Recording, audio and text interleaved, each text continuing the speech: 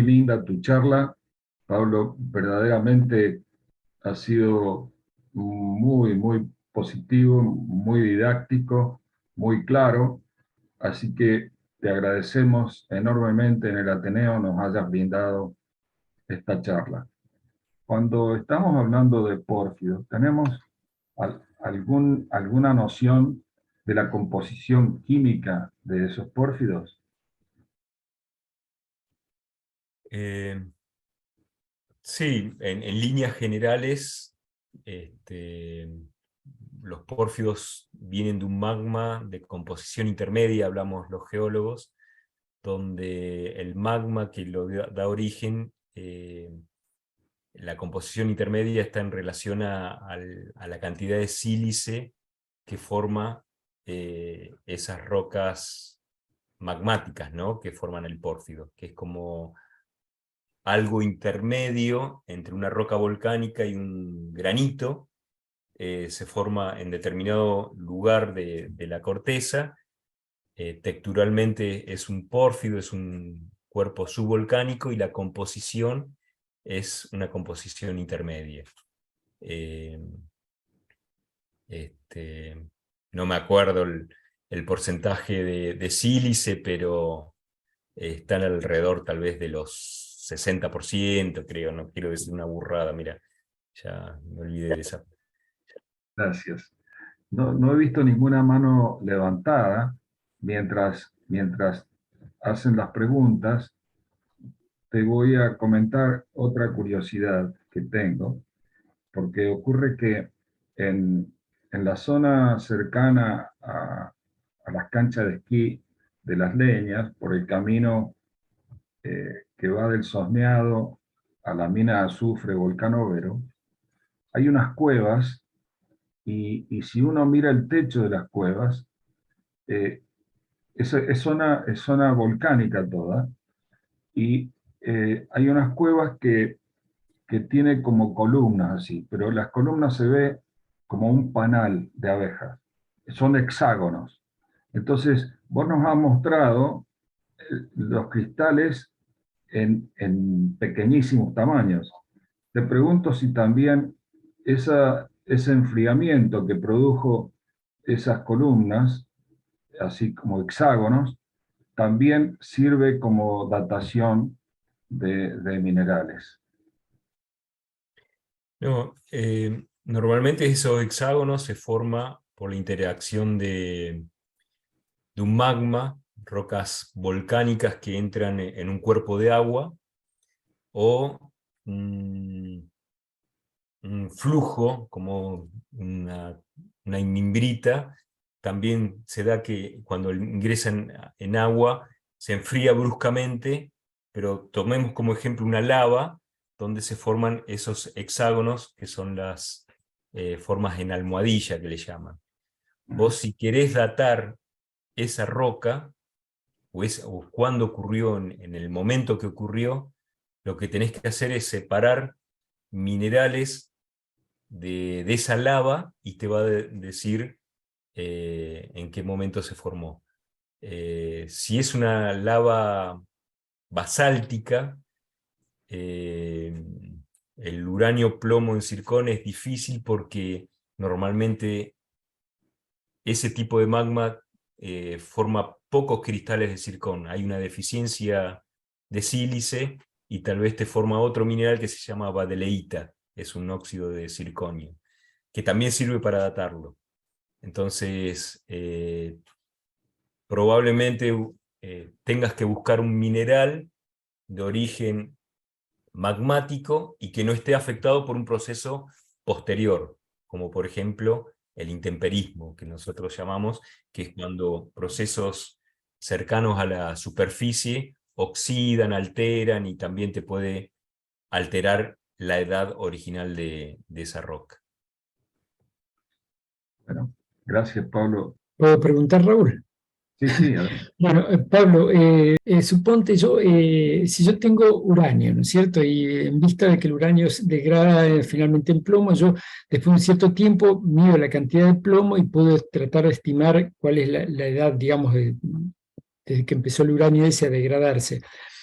Ahora, por ejemplo, cuando se forma la roca, el uranio ya estaba formado, es decir, no se forma en ese momento. ¿Cómo sé yo que entonces empiezo a datar desde ese momento y que no es que parte del uranio ya se degradó en plomo al momento de formarse la roca? ¿Entendés? No sé si se entiende la pregunta. Eh, ¿Por qué, digamos, el momento en que se inicia, se forma la roca, yo lo tomo como inicio para contar el tiempo en que se fue degradando el uranio?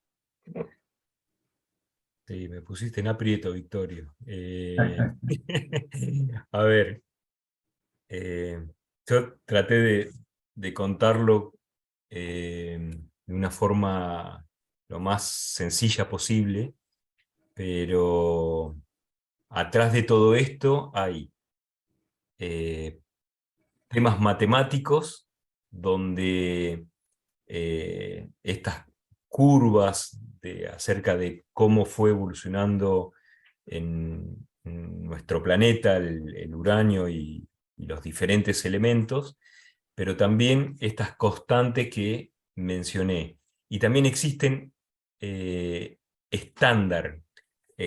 Vos en un proceso de datación, y un poco miraba de reojo porque en el laboratorio en Belén, eh, yo digo, uy, tengo experiencia que trabajé en un laboratorio de geología isotópica, pero ahí había alemanes, franceses, un ruso, un ecuatoriano, muchos brasileros, yo, y cada uno tenía su fuerte, ¿no? El ruso, por ejemplo, había implementado el método uranio-plomo en Zircón y estuvo casi un año calibrando con diferentes estándares a nivel mundial para obtener esa edad. Entonces, cuando uno analiza una muestra, va acompañado por estándares conocidos.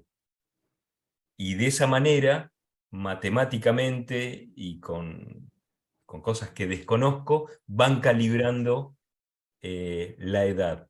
Ahora, ¿cómo se hacen estas curvas matemáticas? ¿Cómo calibran el tema de estándar e interpretan las edades? No es tan sencillo. Uno, cuando obtiene de un laboratorio, lo máximo que me atrevería a hacer es agarrar un programa que se llama Isoplot y colocar los datos de rubidio, estroncio, uranio, plomo, lo que sea, y te tira una edad que el programa mismo lo hace. Ahora, la base de todo eso es mucho más complejo de mi alcance, por lo menos. Y el ruso era geólogo, el alemán también geólogo, pero tenía mucha base y conocimiento matemático, básicamente.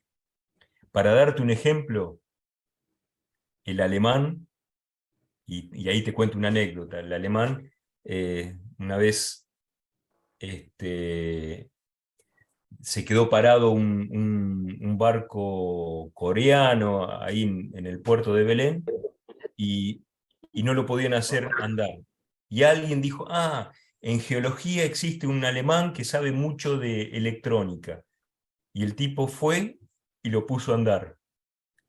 Geólogo, pero con mucho conocimiento de electrónica y de matemática. Entonces, lamentablemente, Victorio, no tengo esa respuesta para darte. Escuchamos a Alicia. Sí, gracias. Pablo, me encantó la conferencia, me gustó mucho todas las, como mostraste el laboratorio, porque es muy similar a, yo vengo de otro campo, nada que ver con la geología, soy más para el lado de la biología, y veo que se comparten muchos de los equipos. En una de las placas que mostraste, dijiste que se dató la edad de la Tierra en 4.500 millones de años. ¿Cómo empezó la Tierra? Porque yo no recuerdo de mis viejas clases de geología y del secundario, y ¿qué fue la Tierra en un principio, antes de esos 4.500 millones de años? ¿Qué era? ¿Un cúmulo de polvo? ¿Qué era? Sí, bueno, hoy en día existe la astrogeología, hay gente que se está dedicando al estudio del universo, el estudio de otros planetas dentro y fuera del sistema solar y cómo fueron evolucionando geológicamente, ¿no? En el caso de la formación de la Tierra, eh, lo que puedo compartirles es lo que me dijeron en la época que fui estudiante, y algunas de las materias mencionaban acerca de la formación de la Tierra, y que son teorías, ¿no? Acerca de la más aceptada probablemente sea de que existían protoplanetas, como restos de asteroides que quedaron flotando y se fueron juntando y amalgamando. Eso originó una fusión inicial y después se fue diferenciando en lo que es lo que conocemos como el núcleo, el manto y la corteza terrestre. Y ese material, bueno, es como producto de la amalgama de esos protoplanetas que estaban girando alrededor del Sol, ¿no? Y la edad, en torno de 4.500 millones de años, pero se sabe que o se especula que el universo tiene alrededor de 18 o 20.000 millones de años. Sí, bueno, el tema de tectónica de placas revolucionó un poco el conocimiento de la geología y cómo fue evolucionando, y, y nosotros lo que conocemos como planeta actual es como la última fotografía, y bueno, muchas de las reconstrucciones va evolucionando por muchas de estas técnicas, entre ellos la geocronología, que va aportando muchísima información de lo que de lo que ocurrió en la Tierra, ¿no? Les voy a contar una anécdota, ya que estamos con antigüedad. Cuando estaba en Brasil, me decían, mira, Brasil hasta hace 30, 40 años atrás, yo estuve allá hasta el 2004, ¿no? Y en ese momento, que había sido mi director de tesis, él trabajaba mucho con dataciones de uranio-plomo en zircón y analizando varias muestras de distintas partes de Brasil. Y dice, mira, con el uso de shrimp y con el uso de uranio-plomo en zircón, Brasil se está envejeciendo unos 200 millones de años. ¿Por qué? Porque antes habían datado muchas de las rocas, la geología de Brasil se basaban en rubidio estroncio, que es otro método donde para rocas muy antiguas no es lo más eficaz. ¿Por qué? Porque es afectado por otros procesos, entre ellos el metamorfismo. Con el uso de uranio, plomo en zircón, las rocas estaban dando unos 200 millones de años más antiguas en líneas generales. Por eso decía que Brasil se estaba envejeciendo. Justamente el interés que yo tenía en ver esta conferencia, hace poquito estuve escuchando otra conferencia donde hablaban de la datación de la esfinge de Gizeh, ahí en Egipto.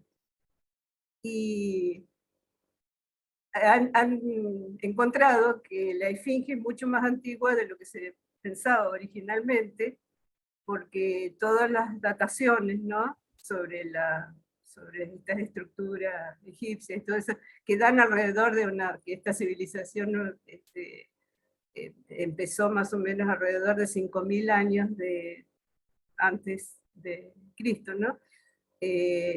Todas esas dataciones son erróneas, están equivocadas porque se basaron en el carbono 14, ¿no es cierto?, exclusivamente.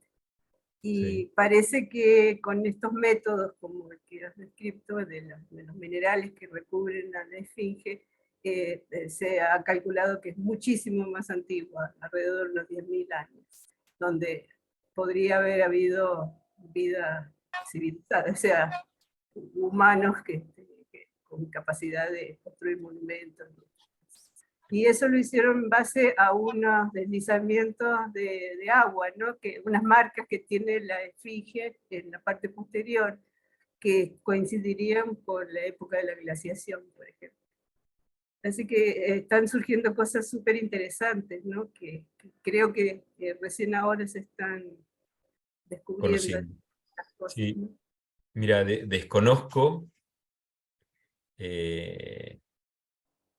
cómo a partir de una marca de agua en la esfinge, qué minerales se habrán depositado con esa marca de agua, y si está relacionada a una glaciación o lo que sea, y a partir de ahí qué método usaron. Pero si ustedes sacan una pequeña muestra del material que formó la esfinge, si es una arenisca, nos va a dar la edad de la arenisca, de la edad geológica. Ahora, el carbono 14, para